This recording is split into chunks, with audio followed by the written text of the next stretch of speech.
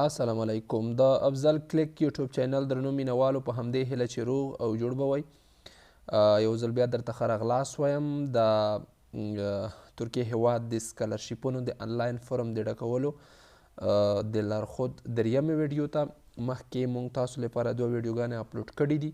تاسو کولی شئ که چې هغه ویډیوګانې نه وي کتلې او غواړئ د ترکیې هیواد سکالرشیپونو ته ثبت نام وکړئ او پر طریقه باندې نه پوهیږئ نو کولی شئ دا ویډیوګانې وګورئ او یا به زه د دواړو ویډیوګانو لینکونه تاسو ته د همدې دریمې ویډیو په لاندې په ډسکریپشن کې درکړم.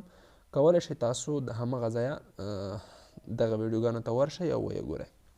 دوستانو راځو تیرو ویډیوګانو کې موږ تاسو ته د ایجوکیشن برخې پورې معلومات درکړي وو او دغه مرحلې موږ طی کړي وې. اوس راځو پاتې مرحلې په دغه ویډیو کې موږ تاسو ته ښایو او وروستۍ مرحله چې هغه د اپلیکیشن یا د اپلای مرحله ده هغه به انشاءالله تاسو ته په څلورمه ویډیو کې موږ ښایو. نو راځو دغه پروسه شروع کوو. په دې مرحله کې دوستانو موږ د لانګویج ډیټایلز یا د ژبې په اړه معلومات داخلوو. د دې لپاره به تاسو لومړنۍ خپله مورنۍ ژبه ورته انتخاب کړئ. مثلا زه پښتو ورته انتخابوم.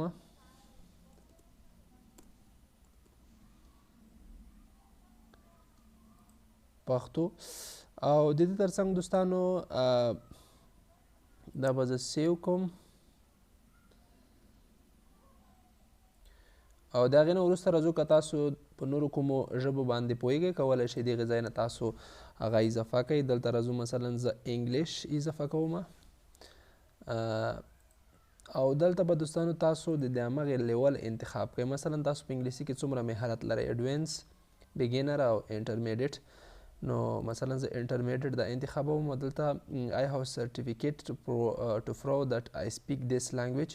که چېرته مثلا تاسو کومه خارجي ژبه اضافه کوئ نو تاسو که د همغې اسناد لرئ نو کولی شئ دلته یې درج کړئ. خو البته دوستانو دلته مثلا که ما انګلیسي انتخاب کړي وي دلته کولی شئ تاسو په لیست کې د دغه مثلا د ټافل یا ایلیټس کوم اسناد لرئ نو کولی شئ دلته تاسو مثلا ټافل انتخاب کړئ. دلته په کوم تاریخ تاسو ویلی دی، ګراجویټ یې څومره نمرې تاسو په دې کې اخیستي دي او د ترڅنګ تاسو به اسناد اپلوډ کړئ.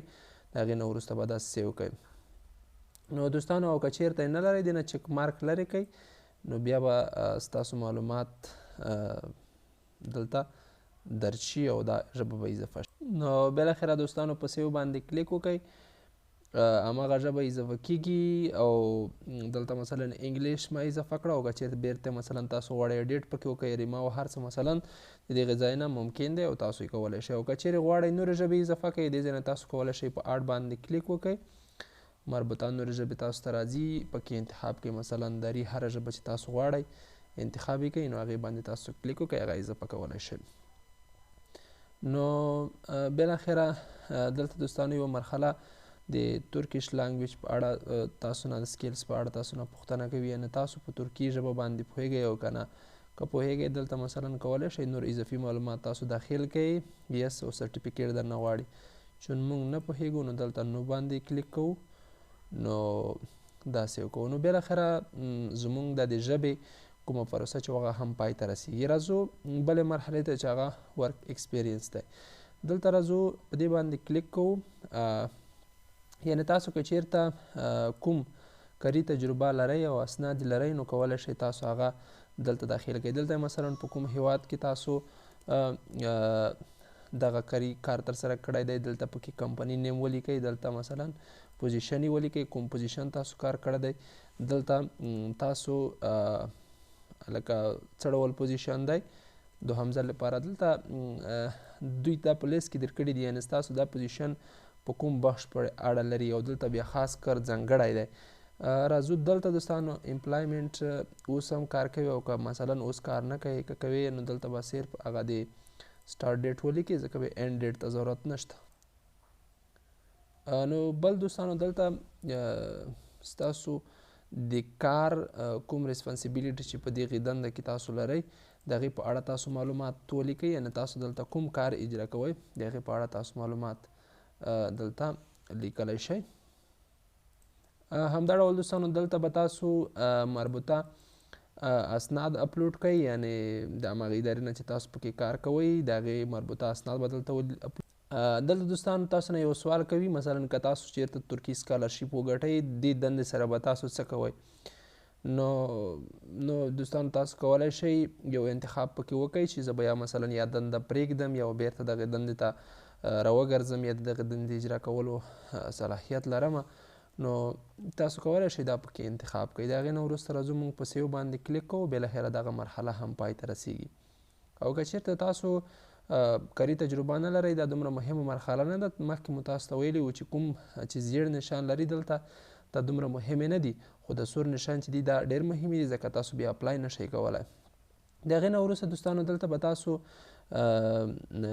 خپله سی وي اپلوډ کوئ، یعنې دلته به دوستانو تاسو مکملا هغه سی وي چې تاسو یې لرئ د ترکي سکالرشیپ لپاره تاسو غوښتنه کړې ده یا مثلا تاسو هغه مکمل معلومات تاسو په اړه دي هغه به تاسو دلته اپلوډ کوئ او دلته به یې تاسو سیو کوئ. نو بالاخره دا مرحله پای ته رسیږي.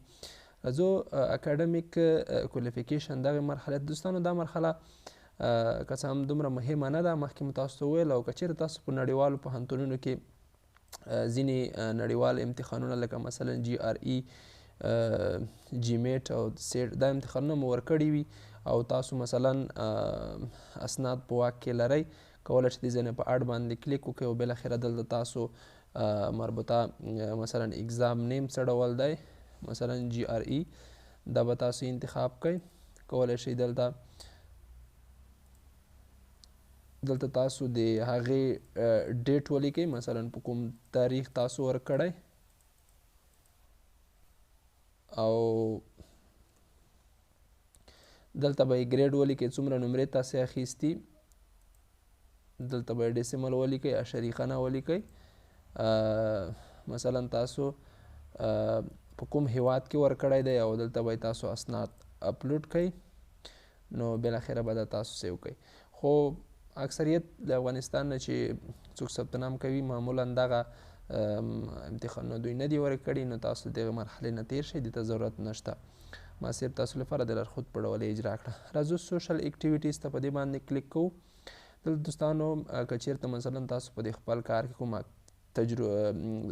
پراجیکټ کړي وي یا سرټیفیکیټ یا سکالرشیپ یا کوم بل څه تاسو مخکې اجرا کړي وي یا کړي مو وي، نو کولی شئ تاسو دې ځای نه هغه اضافه کړئ. دې باندې کلیک وکړئ. مثلا که تاسو پروژه چېرته کړې وي دې باندې کلیک وکړئ، دلته مثلا د هغې نیم ولیکئ، دلته مثلا تاریخ ولیکئ، دلته دوستانو هغه انسټیټیوټ یې ولیکئ، دلته ایوارډ یې ولیکئ، پروجیکټ سرټیفیکیټ فیلډ ولیکئ، دلته راځو هماغه اسناد اپلوډ کوو. دلته ډسکریپشن په اړه تاسو اضافي معلومات کولی شئ، د دغې پروژې په اړه چې تاسو اجرا کړې ده تاسو ورکړئ. چون دا معلومات داخل دو غلط و نو ځکه د ځای نه اتوماتیک شکل خارج شو، نو تاسو د معلومات اسانۍ سره داخلولی شئ. راځو دلته ولنټیر که تاسو مثلا چېرته داسې په خپله خوښه په سوشل اکټیویټیز کې یو په خپله خوښه باندې بدون د کوم امتیاز ترلاسه کول څخه کوم کار ترسره کړی وي، نو کولی شئ د هغې کار نیم ولیکئ، دلته مثلا هغه انسټیټیوټ NGO چې تاسو ورسره کار کړی دی ترڅنګ په ډسکریپشن کې تاسو اضافي معلومات ولیکئ، دا هم تاسو کولی شئ ولیکئ او دلته مثلا سیو کړئ. نو دا تاسو اجرا کولی شئ، کومه مشکله خبره نه ده. راځو دوستانو بلې مرحلې ته چې دا پکې مهمه ده ځکه د دې اجرا کول ضرور دي، ځکه دلته په سور خط باندې نشانې شوي د هغه ترکي ایکسپیرینس دی. دلته به راځو په ایډیټ باندې کلیک کوو. د هغې نه وروسته موږ دلته ځینې سوالونه مونه کېږي. آر یو ان ترکي ناو اور یو هاو ایور بین ټو ترکي، یعنې تاسو مثلا چېرته ترکیه لیدلې یا ترکیې ته لوټ شوي یاست، نو که چېرته لوټ شوي یاست دلته یس او مربوطه سوالونه درنه کوي چې تاسو د څه شي لپاره تللي وئ، مثلا د کار لپاره، اکیډمیک ویزټ لپاره، ادر علتونه شته او نور څه علتونه چې وي دلته تاسو لیکلی شئ. که تاسو نه وئ تللي دلته نو پکې انتخاب کوئ، نو بیا نورو معلومات داخلولو ته ضرورت نشته. د دې ترڅنګ دوستانو دلته یو سوال درنه کېږي مثلا تاسو د ترکیې د سکالرشیپونو په اړه د څه شي نه مثلا خبر شوئ. دلته مثلا تاسو یو ریزن ورته سلیکټ کړئ، مثلا د انادر ویب سایټ څخه. دلته یو بل سوال کوي تاسو په ترکیې هیواد کې داسې څوک پیژنئ چې هغوی د ترکیې سکالرشیپ ګټلی وي او اوس هلته زده کړې کوي؟ که تاسو یې پیژنئ یس. د هغې نه وروسته دلته نور لیست درته راخلاصېږي. دلته باید هماغه شخص نیم ولیکئ، سر نیم ولیکئ،